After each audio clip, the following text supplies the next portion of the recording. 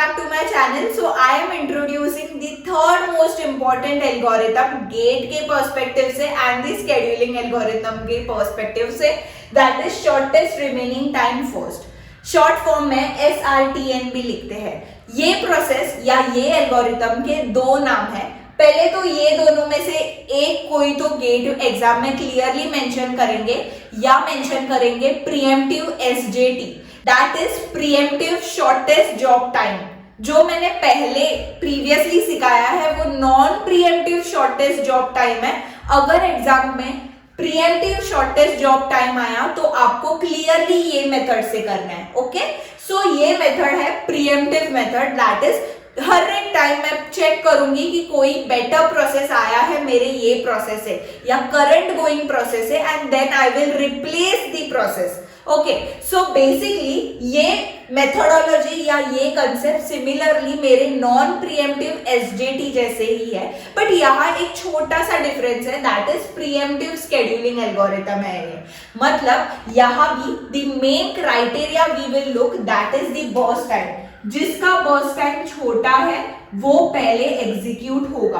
But यहाँ क्या changes है, यहाँ एक चेंज है, दैट इज अगर मेरा करंट गोइंग प्रोसेस रन हो रहा है या CPU एग्जीक्यूट कर रहा है. Okay, so every time I will check, every particular minute I will check कि कोई बेटर एलिमेंट या बेटर प्रोसेस आके बैठा है क्या मेरे रेडी क्यू में. If yes, then I will just throw या push this process out from my CPU and give the CPU time to that particular process. Understood? So ये concept है मेरा SRTN का. Okay, so let's get start by understanding the algorithm with the help of the sum. तो यहाँ मेरे को process दिया है, अराइवल टाइम दिया है और बर्स्ट टाइम दिया है. सो आपको क्या कैलकुलेट करना है, turn around, waiting and response. But उसके पहले let me explain you this whole process with the help of this sum. तो पहले मैं क्या ड्रॉ करूंगी, मैं मेरा जायंट चार्ट का स्ट्रक्चर ड्रॉ करूंगी.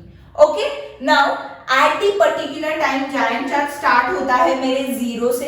तो मैं यहाँ भी अराइवल टाइम दिया है, तो मेरे को ये दोनों पैरामीटर्स एक साथ देखना पड़ेगा कि कब मेरा प्रोसेस आके रेडी क्यू में बैठा है. तो at the 0 point, at the 0 time मैं चेक करूंगी कि कौन सा प्रोसेस मेरे रेडी क्यू में आके बैठा है. तो मेरा P1 प्रोसेस रेडी क्यू में आके बैठा है.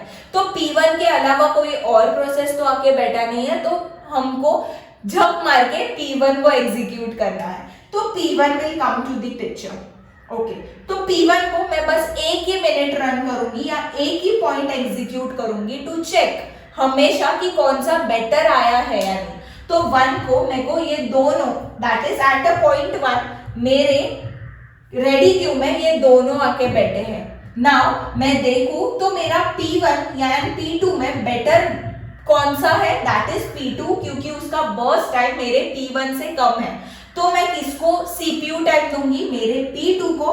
तो P2 एग्जीक्यूट होगा. But main and very important point, मैंने P1 एक बार एग्जीक्यूट किया है, मतलब मैं 10 को 9 करूंगी. नाउ मैं P2 को भी एक बार एग्जीक्यूट करूंगी, दैट इज 5 को मैं 4 करूंगी. प्लीज ये भूलना मत, क्योंकि कभी कभी मिस्टेक होता है या मिस्टेक से एक दो नंबर यहाँ के वहां छूट जाते हैं एंड देन हमको टर्न अराउंड वेटिंग में बहुत प्रॉब्लम होता है. Okay, now at the 2 I will stop the execution. I will again look the ready queue में कौन कौन है. तो ये तीनों प्रोसेस अभी मेरे पिक्चर में आए हैं, that is P1, P2 and P3. Now I will again compare this, किसका बर्स्ट टाइम सबसे कम है. तो अगेन P2 विंस. तो P2 को मैंने फिर से एक बार एग्जीक्यूट करने दिया, तो P2 एग्जीक्यूट हुआ. Okay, so at the third point again ये चारों आए अभी मेरे रेडी क्यू में. तो मैं अगेन चेक करूंगी कि किसका कम है बर्स्ट टाइम. तो मेरा P2 अगेन मीन्स, तो हैज इन अभी बस ये 4 ही प्रोसेस आएंगे, उसके अलावा 5, 6, 7 या 4, 5, 6, 7 इंटरवल टाइम या पॉइंट ऑफ टाइम पर कोई नया प्रोसेस जनरेट नहीं होने वाला है. तो आई नो कि ये बस 4 ही प्रोसेस है, दैट मीन्स मैं पूरा का पूरा एग्जीक्यूशन अभी P2 को दे सकती हूँ, क्योंकि वो ही सबसे छोटा बर्स्ट टाइम लेके बैठा है. तो मैं P2 को पूरा एग्जीक्यूशन दूंगी, विच विल एग्जीक्यूट 6 तक. ओके, नाउ ये तो पूरा एग्जीक्यूट हुआ. नाउ मेरे पिक्चर में बस 3 है प्रोसेस, तो ये तीनों में से P3 को कम है तो P3 एग्जीक्यूट होगा P2 के बाद, जो 8 मिनट्स लेगा, जो 14 को खत्म होगा। ओके, नाउ P3 भी एग्जीक्यूट हुआ। नाउ ये दोनों में से P1 विंस, तो P1 पूरा एग्जीक्यूट होगा 23 तक, मतलब ये पूरा 9 होगा, 9 पूरा एग्जीक्यूट करेगा 14 + 9, एंड देन P4 पूरा एग्जीक्यूट होगा, वो मुझे 38 को खत्म करेगा उसका एग्जीक्यूशन। मतलब has you got the whole timeline कि कैसे एग्जीक्यूशन होगा, बराबर। तो ये मैंने क्यों चेक किया आपको समझा, क्योंकि हर एक पॉइंट को मेरे को चेक करना है मेरे से बेटर या करंटली गोइंग प्रोसेस से बेटर कोई प्रोसेस आ रहा है या नहीं। अगर यस, देन रिप्लेस इट या remove the current process and make that process run in your CPU. इसलिए आगे जाके it will be so easy ना, आपने बहुत प्रैक्टिस किया मेरे वीडियोस देख के, तो आप ये क्लियरली डायरेक्टली लिखेंगे without this measuring 1 minute. Okay, आपको एक जजमेंट मिलता है।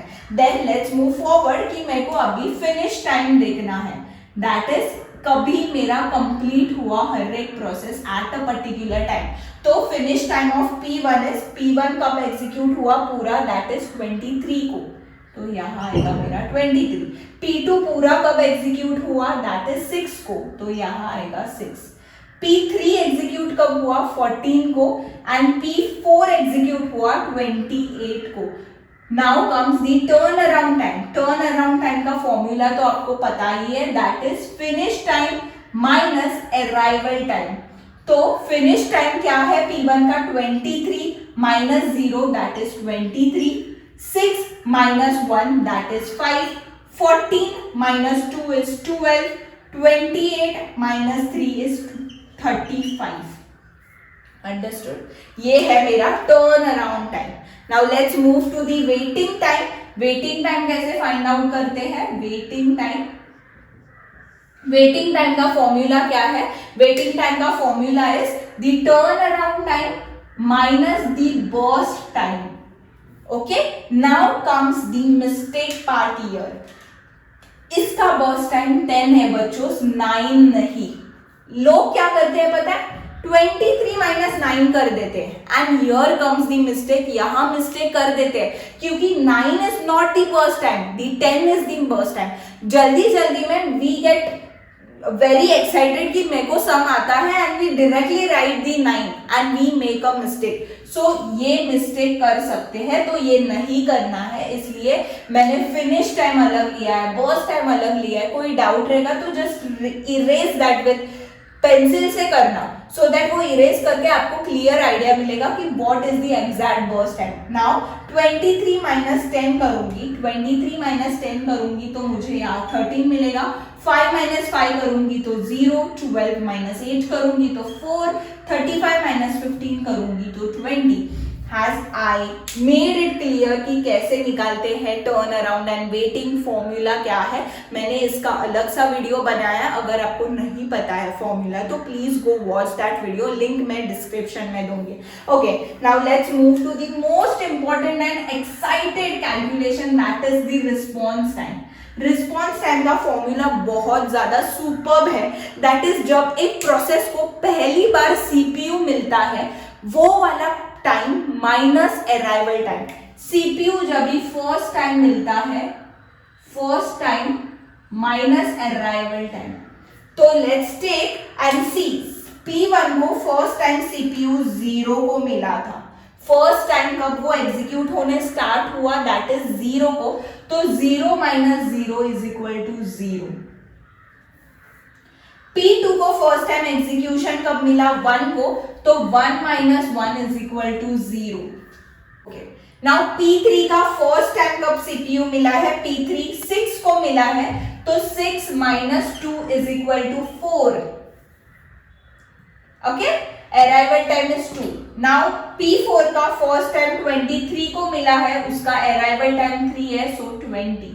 अंडरस्टूड बच्चों how I got all this turn around and all. तो now turn around, average turn around time कैसे निकालते हैं, ये चारों को ऐड करना, दैट इज 23, मैं रेड से लिखती हूँ, 23 plus 5 plus 12 plus 35 divide by 4 करूंगी तो इसका आंसर समथिंग 18.74 या 5 आएगा। ओके, सो ये है मेरा average turn around time. Average waiting time is 13 plus 0 plus 4 plus 20 which gives me same 18.74 and इसका एवरेज निकालूंगी तो 0 plus 0 plus 4 plus 20 divide by 4 which gives me the answer 6। सो मैंने एवरेज भी निकाला है। कभी कभी गेट क्वेश्चंस में एवरेज पूछते हैं तो इसलिए एवरेज आना भी बहुत कंपलसरी है। Now here comes the second most important note. Non pre-emptive में मेरा waiting time and response time same था, बट यहाँ मेरा waiting time and response time अलग होगा। दैट इज प्रीएम्प्टिव में कभी भी waiting time and response time same नहीं होगा, बट नॉन प्रीएम्प्टिव में हमेशा सेम होगा, प्लीज याद रखना। So that's it for today's video. I hope you understand every little step of this.